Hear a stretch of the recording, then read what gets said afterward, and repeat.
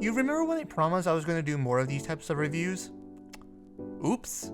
Didn't mean to be a liar. But hey, no time like the present, let's go over some of the stuff I've been watching. The first one I want to hit is Tsunere, which a friend showed me. It's a sports series around archery, which on its own wouldn't exactly set my world on fire, but I do think they frame it in an interesting way.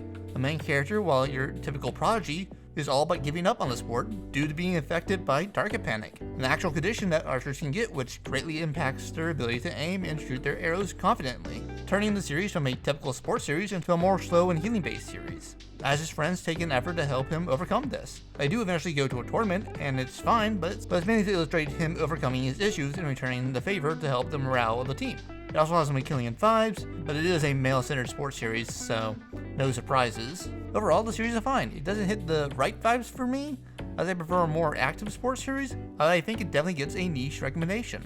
But with the more serious anime out of the way, let's dare to be stupid and cover 3 series that are kinda dumb, but a lot of fun. Starting off with Birdie Wing, the lesbian goth series. It got all flavors of super shots, and it's just so wonderfully dumb. Like, it absolutely helps that it's beautifully animated and scored, but the main character has to deal with the likes of a goth mafia as a warm-up arc, and if the idea of a secret goth mafia doesn't do anything for you, this isn't your kind of series. The tongue is thoroughly in the cheek on this one, but I really like our duo, as they kind of remind me of regular sports series antagonists, a kind and gentle spirit that is entirely humble, but whose skills are overwhelming, and it crushes the morale of her opponents by how far the gap is, while the other is brash and show-offy, and a kind of player that actively shows off to destroy the morale of her opponents. A combination of finesse and pure unrelenting power. They are also adorable as a couple, and the sooner the series makes it official, the better.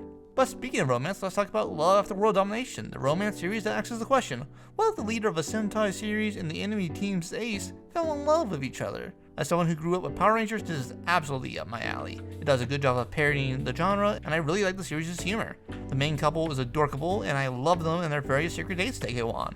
It's nothing deep, but if you enjoy cute romance and hijinks, you'll enjoy the series a lot. But now it's time for the biggest and dumbest of them all, the misfit at Demon Academy. Oh, I love this series so goddamn much. So in this series, the super hyper strongest in the world Demon King responds, and he decides to attend the Demon Academy, to see what has changed and work toward taking his seat back. But finds that history is wrong, and he's going to have to fix that. While also showing that the idea of purebloods and misfit is dumb. Because this is an analogy for Hafu citizens in Japan. Its message is not deep and it's kind of shallow. But the series is a lot of fun because it takes the concept so seriously and being so extra with it, it comes back around to being hilarious.